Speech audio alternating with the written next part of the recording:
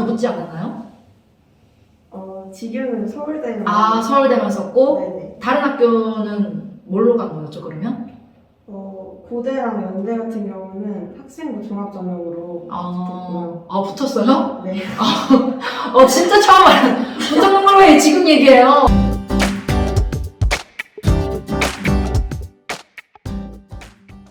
자, 오늘 우리 2022학년도 수능을 막 치르고 이제 입학하면서 아주 창창한 대학생활을 앞두고 있는 우리 하르방 양을 모셨습니다.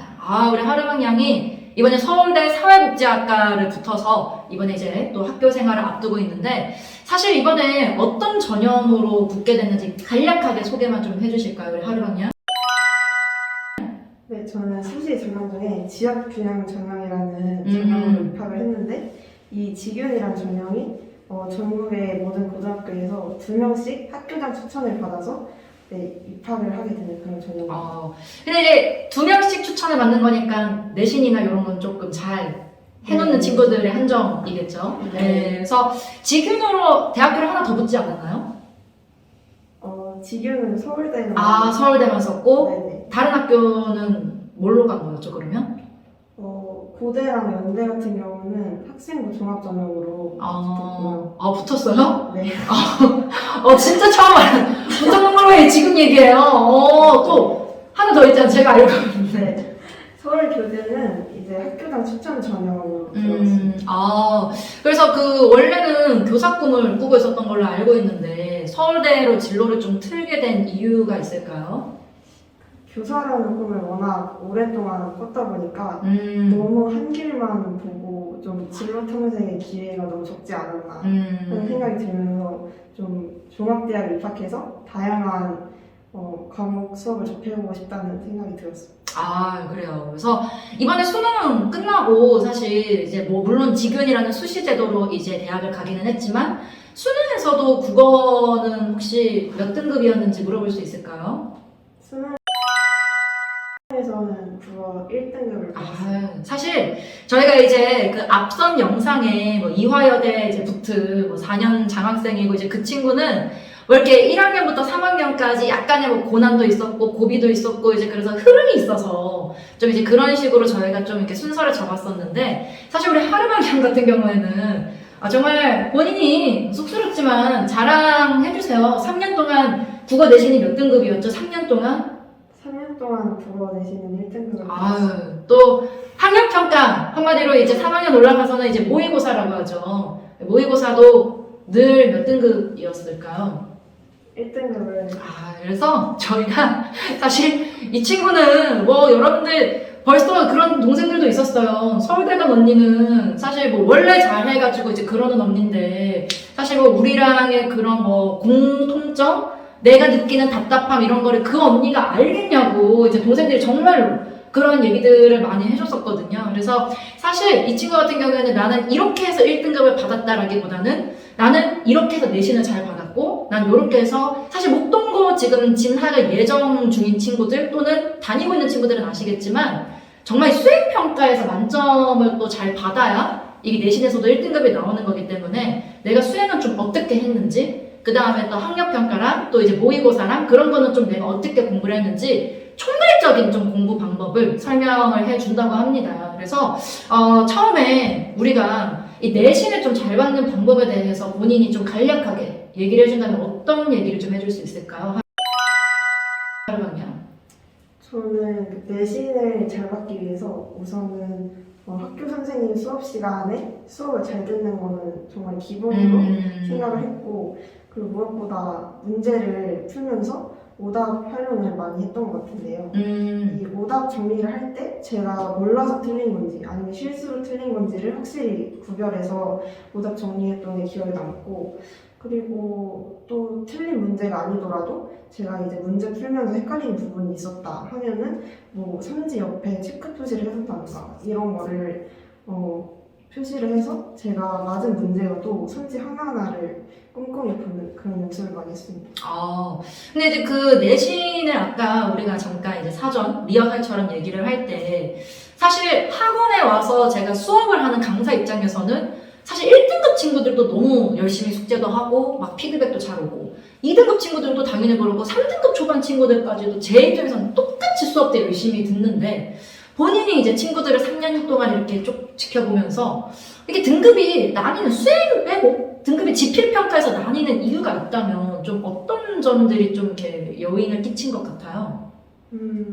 이제 특히 내신에서 좀 높은 등급을 받는 친구들을 보면 저뿐만 아니라 자기가 특히 약한 단원, 특히 약한 소단원 그런 거를 잘 파악을 하고 있고 또 그 부분에 더 시간을 많이 쓴다든지 하는 그런 노력을 많이 본 것 같고 좀 대부분의 친구들이 주어진 시간을 좀 효율적으로 배분하지 않고 뭐 모든 부분에 똑같은 시간을 쓴다든지 이런 부분을 보면서 이게 좀 큰 차이점이 아니었나.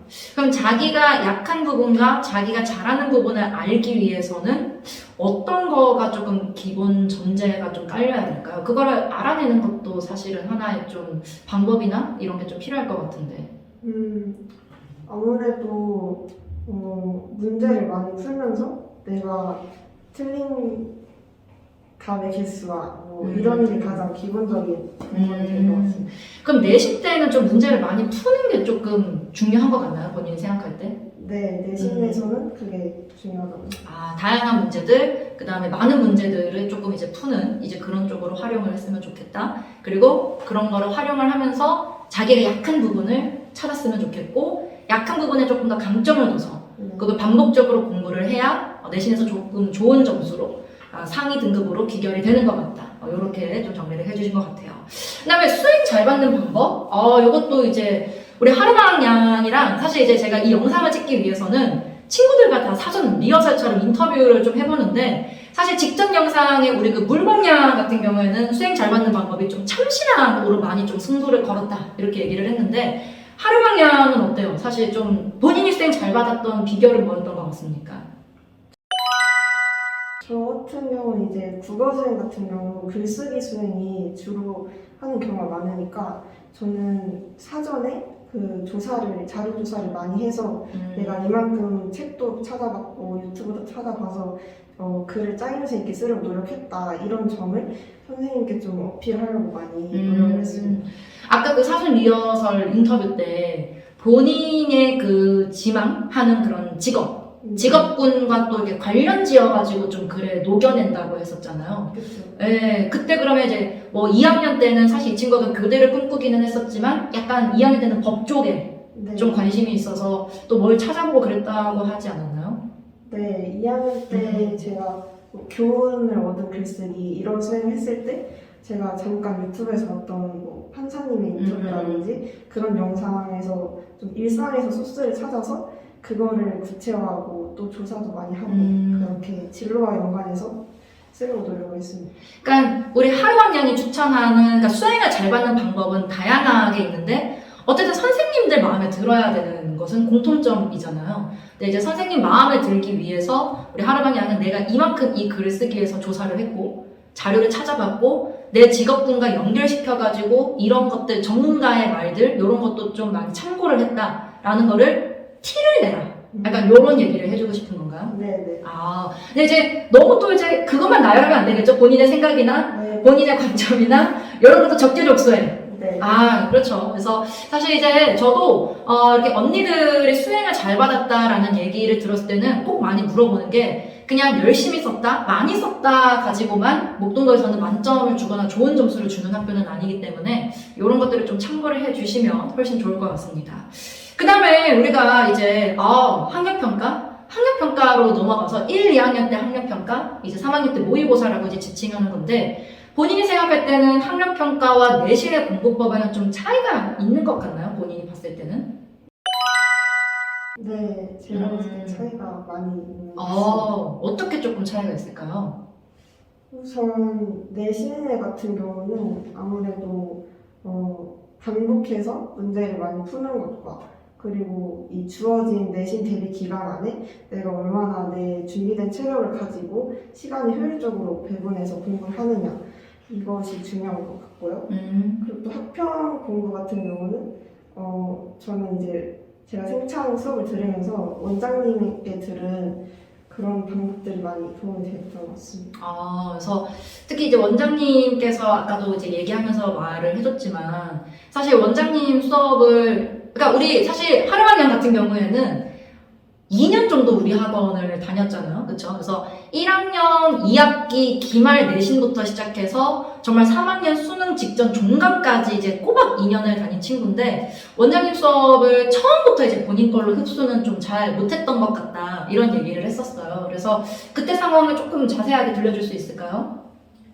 저는 이제 기본적으로 제가 학평에서 독해 능력이 제가 기본적으로 갖고 있는 독해 능력이 좋은 편이라고 생각해서 제 본인의 원래 방식대로 한 2학년 2학기까지도 그 학평에서 꾸준히 뭔가 저만의 독해 방식을 고수를 했었는데 그때도 물론 원장 선생님 수업을 들었지만 그때는 솔직히 체화가 잘 되지 않고 제 방식만 고수하려는 그런 고집을 부렸었는데 그러다 보니까 이제 아무래도 3학년부터는 국어 지문의 난이도와 사고력을 요하는 정도가 달라지고 그런 부분에 있어서 원장쌤의 방법을 더 적용시키려는 그런 노력을 많이 했었고 이제는 제 방법보다는 원장쌤의 방법이 더 효율적이라는 생각을 3학년 돼서야 깨닫고 그 후부터는 이제 비문학 풀 때 특히 원장 선생님의 방법을 많이 적용해서 풀었습니다.